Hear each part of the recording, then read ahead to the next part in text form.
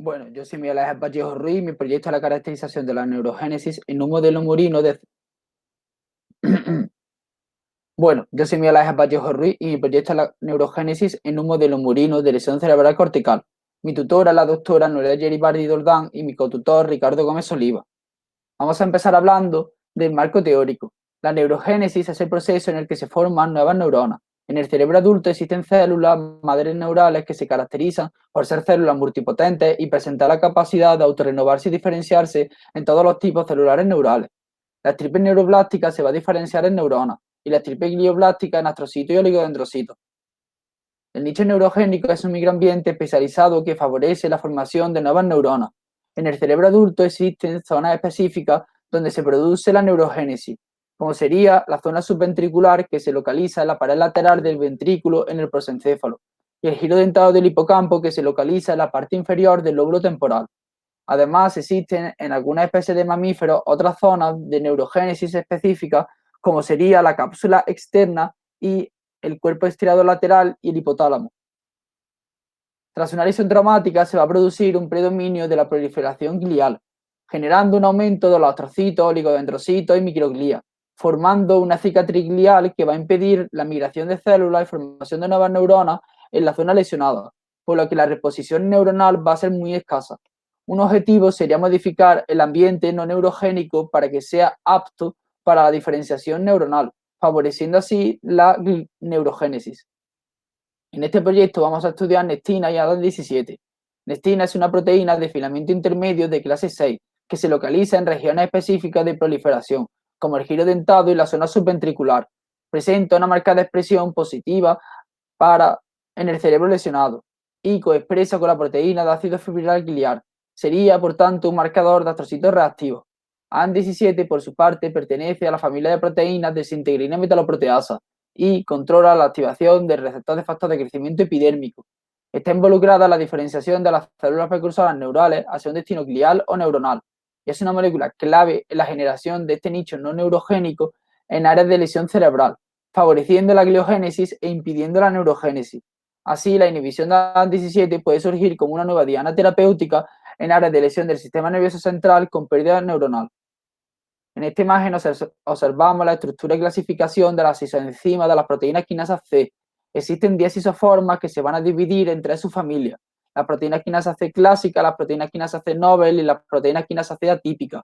Estas se van a dividir atendiendo a su estructura y requerimiento de cofactores adicionales y calcio. Su estructura se divide en dos partes: el dominio catalítico, que es muy similar en las 3 subfamilias, y el dominio regulador, que es el que les confiere las diferencias. En esta imagen observamos la ruta de activación del receptor de factor de crecimiento epidérmico, que, como he comentado antes, ADAM17 regula su activación. Una vez activada, la proteína quinasa C va a catalizar la fosforilación del receptor de factor de crecimiento epidérmico como el factor de crecimiento transformante alfa.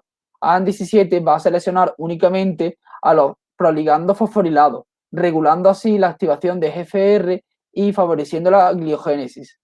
Por otra vía alternativa, ADAM17 va a activar a la neuroregulina, que activará a su vez a RBB4 y favorecerá la formación de neuroblastos.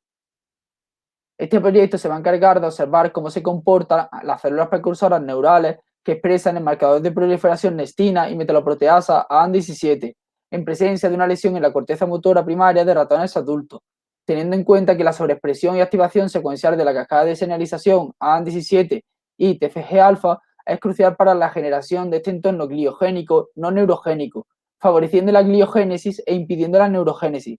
Así, ADAM17 y nestina pueden surgir como una nueva diana terapéutica para el tratamiento de lesiones del sistema nervioso central con pérdida neuronal.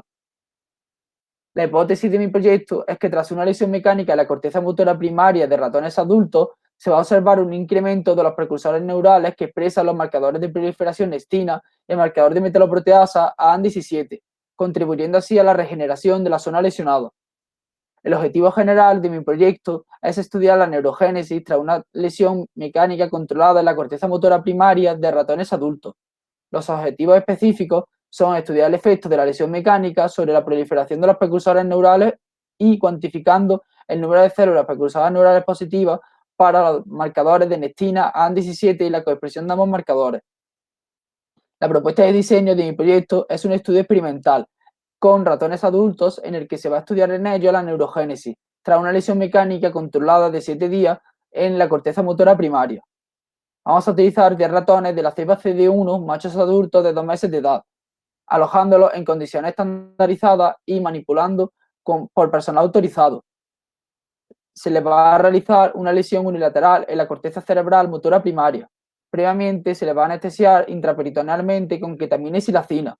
Para su estabilización se van a colocar en un aparato estereotáxico, se les va a realizar una incisión anteroposterior en línea media, se va a localizar bresma y se les va a realizar una craneotomía.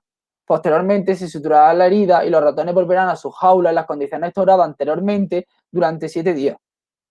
Después de estos 7 días se va a realizar el sacrificio. En primer lugar, anestesiaremos profundamente a los ratones con dolezal y se perfundirá transcardíacamente con paraformaldehído al 4% en tampón fosfato. Se extraerá y procesará los cerebros y se realizarán cortes coronales de 30 micras con quirostato. Posteriormente se almacenarán los cortes en una solución crioprotectora porque se van a almacenar a menos 20 grados, tamponada salina, con glicerol y fosfato para evitar que los cortes se congelen. Posteriormente se procesará y se realizará la inmunohistoquímica. En primer lugar, para realizar la inmunohistoquímica tenemos que lavar los cortes con PBS para eliminar los restos de glicerol. Se incubarán posteriormente con los anticuerpos primarios, antinectina y anti-17, a 4 grados durante toda la noche. Al día siguiente se incubarán los cortes con los anticuerpos secundarios, anti-mouse y anti-rabbit, en condiciones de agitación, oscuridad y temperatura ambiente durante 1 hora. Después de esta hora se volverán a lavar los cortes con PBS y ya se podrán observar en el microscopio confocal.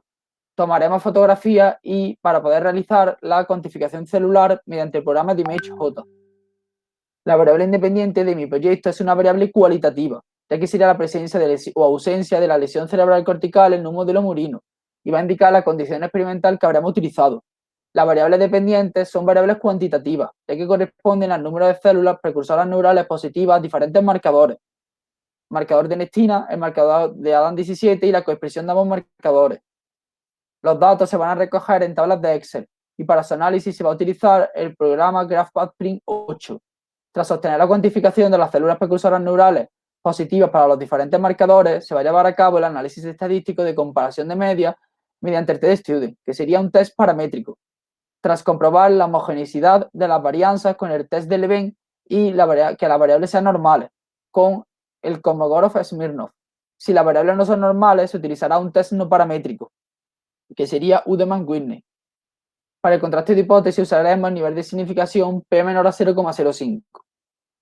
Las limitaciones de mi proyecto son la extrapolación del estudio humano, ya que estamos realizando un modelo experimental animal, el pequeño número de animales de experimentación, y que debemos de trabajar en el objetivo de cumplir las 3 R de experimentación animal, que sería reducir el número de animales, reemplazar el método con uso de animales por otros sin animales, siempre y cuando el resultado sea el mismo, y refinar el método para aliviar y evitar el sufrimiento de los animales de experimentación. Podemos observar en esta diapositiva mi tabla de plan de trabajo que voy a realizar a lo largo de los meses en 2021 y 2022, con una lista de las distintas actividades que voy realizando. Los aspectos éticos de mi proyecto son muy importantes, ya que vamos a trabajar con la experimentación con animales.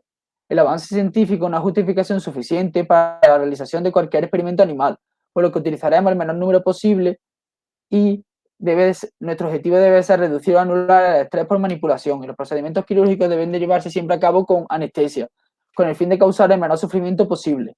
Este proyecto debe de ajustarse al protocolo vigente actual. Por último, agradecer a los profesores de MIB, al Departamento de Anatomía y Embriología Humana y al Departamento de Biomedicina, Biotecnología y Salud Pública, y especialmente a la doctora Noela Yeribardi Doldán y a Ricardo Gómez Oliva por su gran apoyo como tutores durante la realización de este proyecto, ya que sin su dedicación y ayuda nunca hubiera sido posible. Muchas gracias.